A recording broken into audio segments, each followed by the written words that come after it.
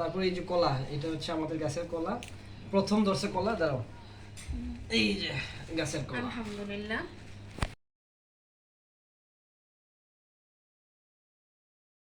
ওই আরিয়ানের আম্মু কই? কি এই যে তোমার জন্য বাজার নিয়ে আসছি। কি আনছো বাজার? এখানে কি কি নিয়ে আসছো? দেখো বস্তা খুলো, বস্তা খুলে দেখো। ধরো এখানে বস্তাটা ভালো করে খুলো, খুলে এরপর দেখো এই যে কি জামা দিছে। দাঁড়াও আমি দিই ঠিক করে, তুমি খুলো। এই যে দেখো, হ্যাঁ এটা কি? এগুলা বড়ই, শুকনা বড়ই। খুলো তো। শুকনা বড়ই খুলে কি করবো? তারপর দেখো এই যে এগুলো আম্মা অনেকগুলো শুকাইছে, তো অনেকগুলো শুকিয়ে রাখছে আচার দেওয়ার হ্যালো জন্য। গাইস, দেখেন আপনারা, এগুলা দিয়ে ভালো আচার দেওয়া যায়। এই যে এটা হচ্ছে, এটা কিভাবে বানাইছে? এটা তো শুকাইছে, বড়ি শুকায়। এগুলো মানে সবই এটাকে সিদ্ধ দেওয়া হয়েছে, প্রথমে সিদ্ধ দিয়ে তারপর চটকানো হয়েছে, তারপরে রোদে দিয়ে শুকানো হয়েছে। হুম। এটা এমনিতে লবণ দিয়ে খাওয়া যাবে। আচ্ছা, তারপরে এই যে কলা, এটা হচ্ছে আমাদের গাছের কলা, প্রথম ধরছে কলা। দাঁড়াও, এই যে গাছের কলা। আলহামদুলিল্লাহ। এই যে গাছ, গাছের কলা। আসলে গাছের ফলমূল খাওয়ার মজাই আলাদা। এই যে দেখুন, খুবই সুন্দর কলা। কলাগুলো আলহামদুলিল্লাহ অনেক ভালো মধু হয়েছে। মধু মধু মধু মধু কই? এই এই কই? রসমালাই রসমালাই। আচ্ছা, আর এটা কি গাইস আপনারা বলেন তো? এটা বাঁশ। বাঁশ। বাঁশ না, এটাকে আমরা সিলেটের ভাষায় বলে কলার আনাজ বলে, কার জেলা কি বলে আমি জানি না। এই যে এটা দিয়েও অনেক একটা সুস্বাদু তরকারি হয়। সবজি রান্না করে, ভাজি রান্না করা যায়।